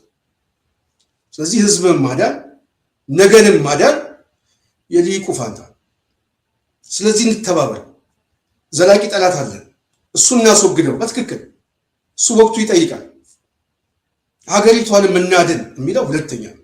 ህዝቡንም እናድን የሚለው ተጨማሪ ኃላፊነት ነው። በነገራችን ላይ ህዝቡንም እናድነው ትልቅ ኃላፊነት ነው፣ የታሪክ ኃላፊነት። ችግሮች አሉ፣ ቁስሎች አሉ፣ ህመሞች አሉ፣ ይገባኛል። በየትኛውም አካባቢ በዚህኛውም ወገን በዚህኛውም ወገን ነገንም ማሰብ አለብን የሚለው ግን ለነገ ትውልድ የሚያስብ የታሪክ ሊቅ በጣም ያስፈልጋል። በጣም ከድንቁርና መውጣት ያስፈልጋል። ይሄ ነው የጽናት ቤተሰብ። የመጨረሻ ዛሬ በጣም የሚገርማችሁ ትርምሱ ቀጥሏል። ፋኖ መጣብህ ለሚኒሻ አዋጣ በሚል ገንዘብ እንዲያዋጡ አንዳንድ ሺህ ብር እየታዘዙ ነው። ህዝቡ ተቆጥቷል። የብልጽግና አመራርን ዞር በል ከፊቴ በሚል በዱላ አባሮት ይገኛል። የምከፍለው የለም ከዱላ ውጪ በሚል አምጾ ይገኛል። እንግዲህ የአብይ አገዛዝ የመጨረሻ ውጥረት ውስጥ እንዳለ ይሄ ጥሩ ማሳያ ነው። ለሚኒሻ የሚከፍለው ደሞዝ አጥቷል። ደሞዝ ያጣ አብይ አህመድ በዚህ ጦርነት ውስጥ ገብቼ ምናልባት ውጤት አመጣለሁ ወይ የሚለውን ዝም ብላችሁ በኮቴሽን አስቀምጡት። የተሰባሰበው ኃይል ሲመጣ ሚኒሻ መክፈል አለባችሁ የሚለው ለሰራዊቱ ገንዘብ አለው ወይ ውሃ አለው ወይ የሚለው ጥያቄ ምልክት ውስጥ የገባ ነው። ውሃ ሌላ አይደለም። የትጥቅ ጉዳይ ምናምን እሱን ተው። ውሃ እንኳን ማቅረብ የማይችል ቡድን እየሆነ እየመጣ ነው አብይ አህመድ። ስለዚህ ለውጥ እየመጣ ነው ሲል ለውጡ ማሳያ ነው። ህዝቡ እያመፀ ነው። ሚኒሻ ቀጥረህ ራስን አስተዳደር እያለ ነው። በራሱ በሚከፍለው ጥበቃ ህዝቡ እንዲተዳደር ግብር ይሰበስባል።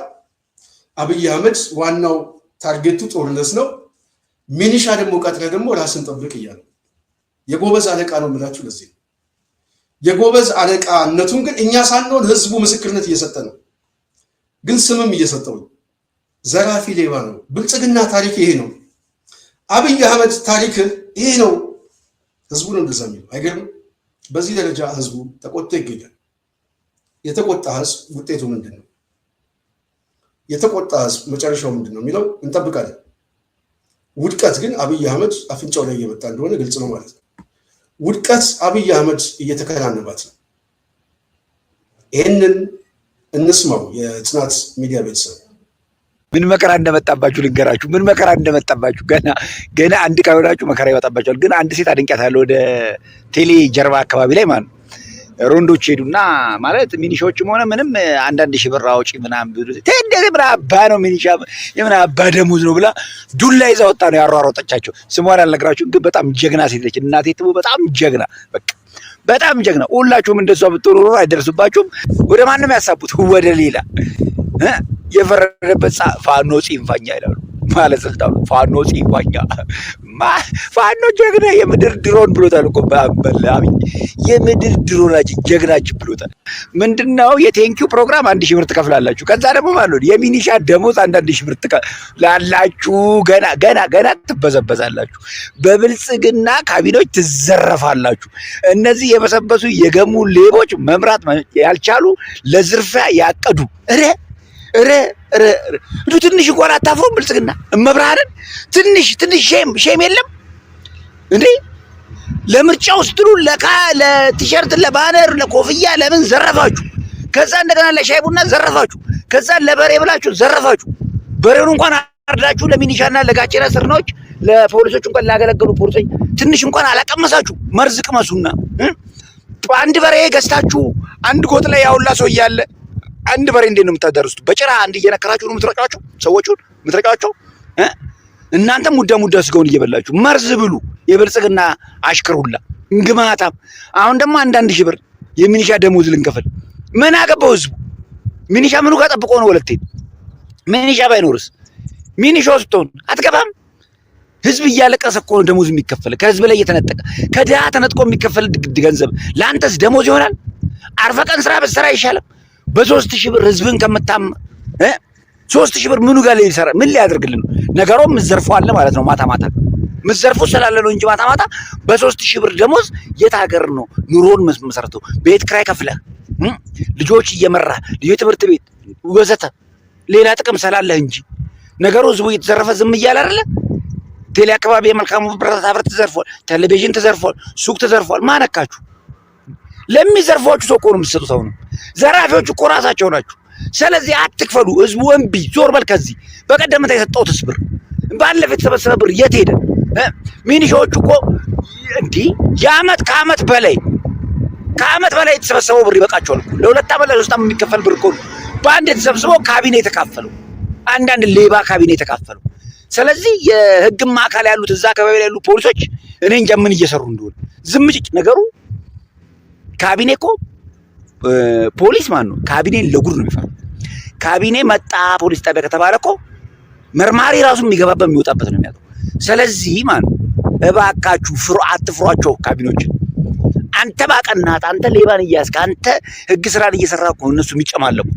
ስለዚህ 1-2ቱን ካቢኔ እኮ ወስደህ ጥፍር አድርገህ አስረህ 8 ቁጥር የሚባል ስራ አለ። እሱን ብታስረው ናቱን አፈር ትብላለህ። ልክ ይገባ ነበር የካቢኔ የሚባል ሌባውና ሌላ እኮ አገሪቷን እኮ እንዳለ እየተዘረፈች እና እየዘረፈ ያለው ካቢኔ እኮ ሌላ እኮ ማንም አይደለም። ይሄን ታውቃላችሁ ኢትዮጵያኖች?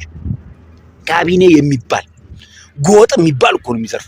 ግን በእነሱ በሚኒሻና በደንብ ስም ማን ይነግዳል? በጋቸራ ሲርና ማን ይነግዳል? ካቢኔ። ስለዚህ አንሰጥም በሉ። እንደ ቴሌዋ ሴትዮ ሆኑ። ቴሌ ላይ ዞር በል ከዚህ ብላ በዱላ ላይ ያባረረችው። ስሟን አልጠራም፣ በቃ ልንገራችሁ፣ ስሟን አልጠራም። በዱላ ላይ ያባረረቻቸው አለሜዳ ተመልከት። ለተለ ከብቶች መስክ አያችሁ። ለምን መሰላችሁ? አይዘረፍማ፣ አያስነካም። አማራ መሬቷን ንክች እስቲ ወንድ ይላል። ኦሮሞስ ሞኝ ነዋ። ጥማድ ማሳውን በሬውን እየፈታ በሬውን እየሸጠ ጠጁ ይጠጣበታል። ማሳው የተወሰደበት ዝም ብሎ ያያል። ማንም ይወስድበት።